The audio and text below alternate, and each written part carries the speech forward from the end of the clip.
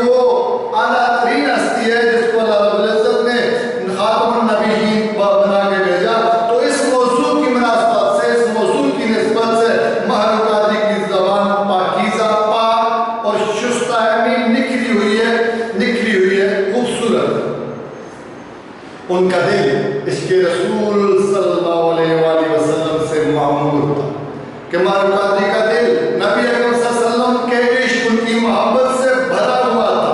اب ظاہر ہے نبی اکرم صلی اللہ علیہ وسلم کے عشق کے بغیر نعت لکھی نہیں جا سکتی، تو اس لیے نبی اکرم صلی اللہ علیہ وسلم کے عشق سے، نبی اکرم صلی اللہ علیہ وسلم کے پیار و محبت سے ان کا دل بھرا ہوا تھا. رسول اللہ صلی اللہ علیہ وسلم کی محبت ہی اصل ایمان ہے. یہ ہمارا ذکر ہے. اللہ بھی کہتے ہیں کہ اگر مجھ سے محبت کا دعویٰ کرتے ہو تو پہلے میرے محمد سے محبت کا دعویٰ کرو. تو رسول اللہ صلی اللہ علیہ وسلم کی محبت ہی اصل ایمان ہے. ہمارا اصل ایمان نبی اکرم صلی اللہ علیہ وسلم کی محبت ہے، اور یہی عشق ان کی نعتوں کا محور و مرکز ہے. اس لیے یہ ان کے ایمان کا حصہ ہے. تو اسی عشق کی بدولت یہی عشق جو ہے ان کی نعتوں کا مرکز اور محور ہے. اسی عشق کے گرد ان کی نعتیں گھومتی ہیں. اسی جذبے سے سرشار ہو کر جب آپ نعت لکھتے ہیں تو سما بن جاتا ہے. کیسی جذبے میں ڈوب کر، اسی جذبے سے بھرپور جب آپ نعت لکھتے ہیں تو ایک ماحول سا بن جاتا ہے، اور عشق و محبت کا یہ ماحول بن جاتا ہے. نبی اکرم صلی اللہ علیہ وسلم سے یہی والہانہ محبت آپ کا سرمایہ ہے. یاد ہے مائر قادری کے بارے میں کہ نبی اکرم صلی اللہ علیہ وسلم سے یہی محبت، آپ کی حد سے زیادہ محبت آپ کی زندگی کا سرمایہ ہے. آپ کا انتقال بھی مکہ مکرمہ میں ہوا اسی محبت کی نسبت، اور وہاں کے مشہور قبرستان میں آسودہ خاک ہیں، آسودہ خاتمین دفن ہیں، مدفون ہیں. آپ کے مجموعہ کلام ہے. مجموعہ آئے کلام کا مطلب کلام کے مجموعے، یہاں آئے سے مراد کا کی کے اور سے میں لے گئے. مجموعہ آئے کلام، کلام کے جو مجموعات ہیں کون کون سے؟ محسوسات ماہر، نغمات ماہر، جذبات ماہر اور ذکر جمیل. یہ آپ کے مین مجموعہ کلام ہے، کلام کے مجموعات ہیں جو آپ نے نبی اکرم صلی اللہ علیہ وسلم کی محبت سے سرشار ہو کر لکھے. کہتے ہیں عموماً ہم ادب کو دو حصوں میں ڈیوائڈ کرتے ہیں. ایک ہوتا ہے نثر اور ایک ہوتا ہے نظم. نثر تو ہم پڑھ چکے جس میں داستان بھی ہے، جس میں مضمون بھی ہے، جس میں افسانہ بھی ہے، جس میں ناول بھی ہے، جس میں سفر نامہ بھی ہے. اسی طرح نظم کا لفظی مطلب ہے موتیوں کی لڑی. موتیوں کی لڑی یعنی جس طرح ایک لڑی میں ہم موتیوں کو پروتے ہیں تو ایک ہاتھ سے بن جاتا ہے، تو نظم میں بھی ایسی ہوتا ہے. ان چار ہم یہ کہتے ہیں کہ اشعار کا مجموعہ نظم کہلاتا ہے. لیکن ایک خاص بات یہ ہے، اشعار کا یہ مجموعہ کسی ایک خاص موضوع پر اشعار کا مجموعہ نظم کہلاتا ہے. اب جس طرح نثر کی بہت سی اقسام، اسی طرح نظم کی بھی بہت سی اقسام. اب بہت سی اقسام میں ہم کہہ سکتے ہیں ہم نعت، غزل، قصیدہ، مرثیہ، شعر اشعار، مثنوی، کتاب، رباعی وغیرہ وغیرہ. اب ان میں سے ہر چیز دوسری چیز سے مختلف ہے. ہر چیز دوسرے کا اسلوب کا انداز بیان کی تعریف دوسرے سے مختلف آتی ہے. اس طرح غزل بالکل ایک الگ سی چیز ہے. اس طرح حمد ایسی نظم جس میں اللہ رب العزت کی تعریف بیان کی جائے. اب ہم میں ہم اللہ کی تعریف کے علاوہ کچھ بھی بیان نہیں کر سکتے. نعت ایسی نظم جس میں نبی اکرم صلی اللہ علیہ وسلم کی تعریف بیان کی جائے، اس میں ہم نبی اکرم صلی اللہ علیہ وسلم کی تعریف کے علاوہ کچھ بھی بیان نہیں کر سکتے. قصیدہ کسی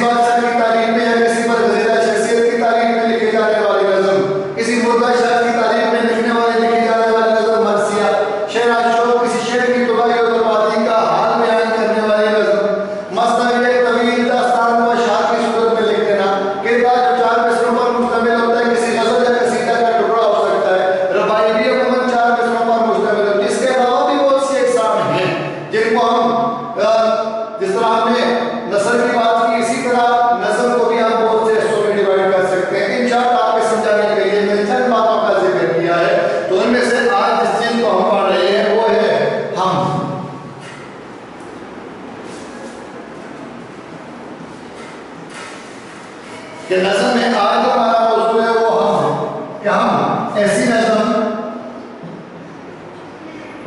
جس میں اللہ تعالیٰ کی تعریف بیان کی جائے.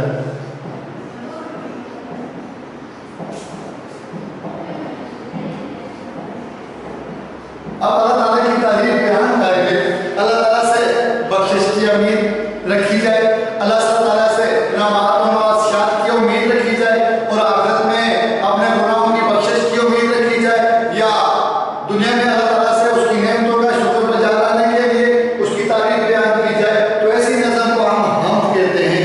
تو یہی ہماری جو حمد ہے اس میں ماہر القادری کیا کہتے ہیں؟ ماہر القادری کہتے ہیں کہ پہلا شعر ہے فکر و دانش کی ہے معراج خدا کا اقرار. فکر و دانش کی ہے معراج خدا کا اقرار, یہی وجدان کی آواز ہے فطرت کی پکار. جی پہلے اس نظم کے اس شعر میں کون کون سے فنی محاسن ہیں, محاسن جمع حسن کی میں جو کون سی تکنیکی خوبیاں ہیں جو اس نظم میں موجود ہیں. تو اگر ہم بات کریں تو پہلا لفظ ہے ہمارا فکر و دانش. فکر و دانش اسے ہم کہہ سکتے ہیں کہ یہ مرکب عطفی ہے کہ اور حرف عطف سے ملنے والا جو مرکب ہے مرکب عطفی ہے.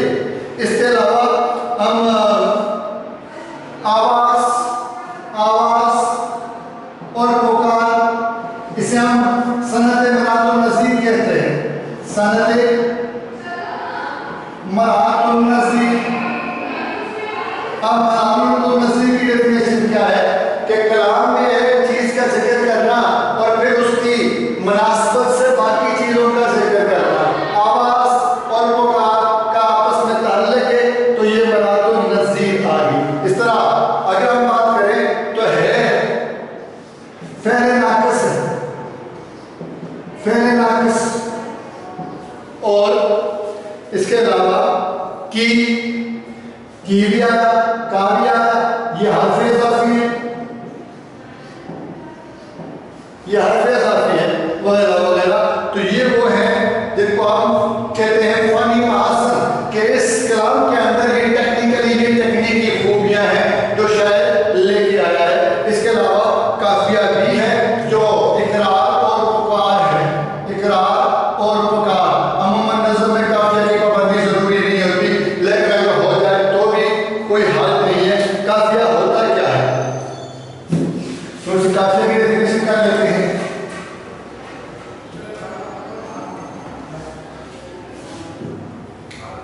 کافیہ غزل یا نظم کے پہلے شعر میں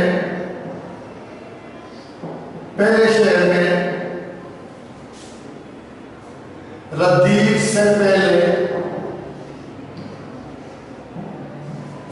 دہرائے جانے والے غزل یا نظم کے پہلے شعر میں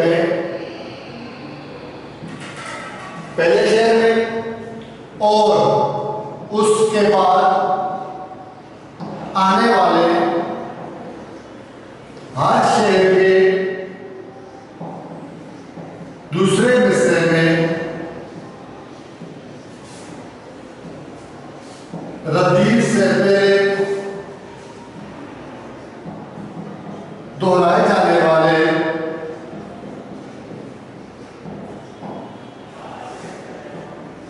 ہم آواز الفاظ کافیہ کہلاتے ہیں. اب یہاں پہ ایک سوال یہ ہوتا ہے کہ ایک لفظ آیا ردیف کیا ہے. اب میرے پہلے بھی کہا کہ نظم میں کافیہ یا ردیف کی پابندی ضروری نہیں, اگر ہو تو بہتر ہے, نہ ہو تو کوئی فرق نہیں پڑتا. ردیف کیا ہے تو تھوڑی سی ردیف کی ڈیفینیشن سن لیں کہ غزل یا نظم کے پہلے شعر میں اور اس کے بعد آنے والے ہر شعر کے دوسرے مصرے میں کافیہ کے بعد دہرائے جانے والے ہم آواز آنی ہوگا ایک جیسے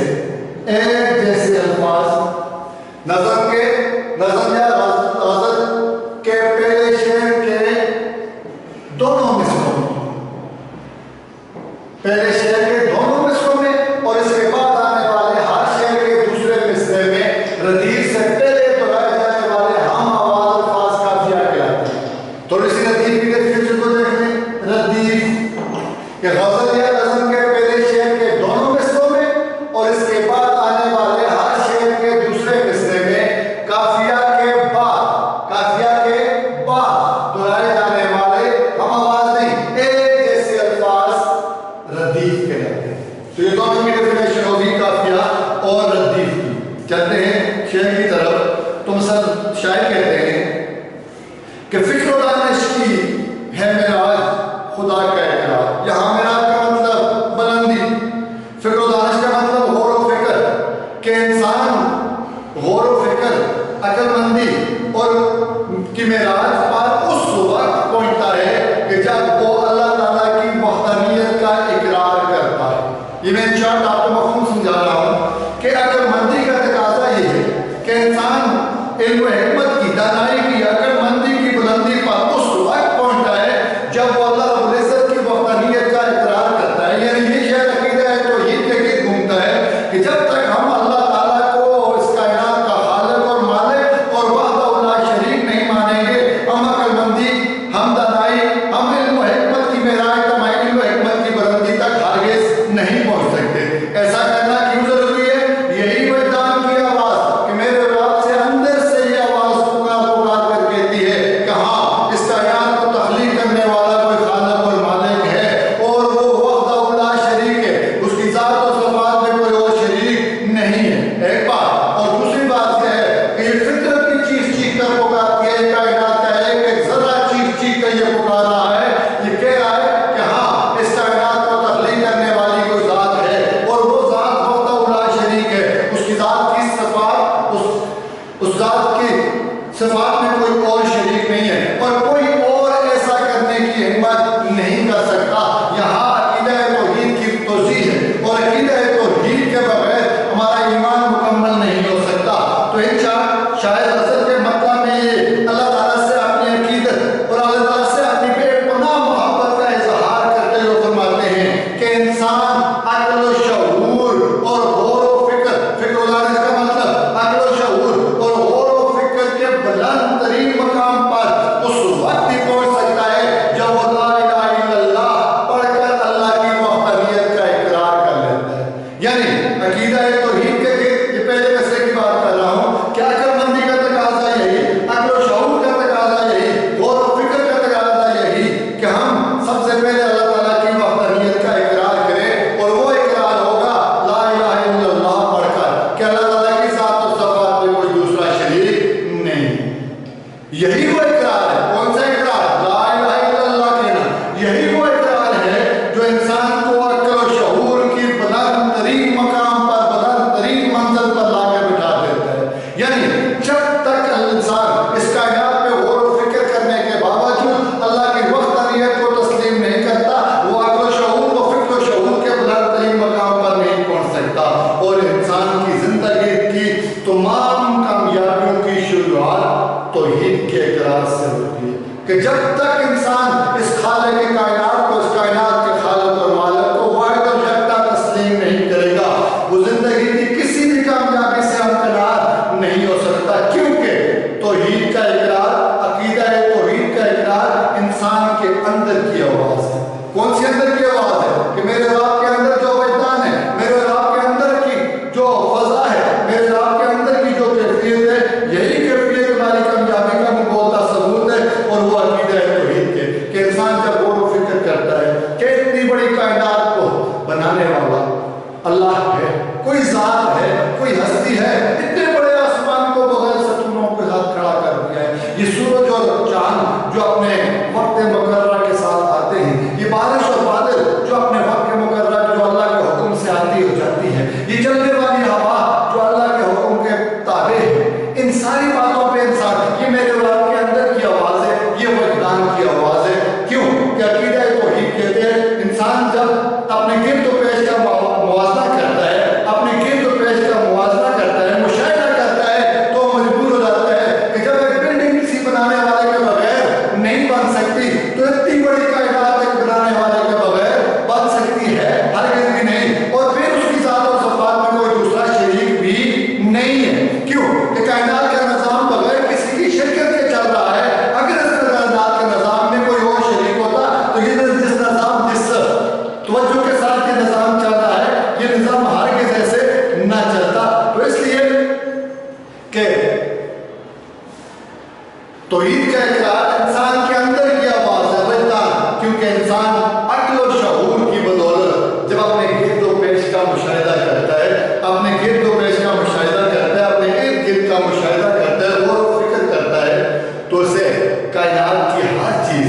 اسے کائنات کی ہر چیز میں اللہ تعالیٰ کی وحدانیت کی جھلک دکھائی دیتی ہے. اپنے ارد گرد دیکھتا ہے تو کائنات کی ہر چیز میں اسے اللہ تعالیٰ کے ایک ہونے کی جھلک نظر آتی ہے.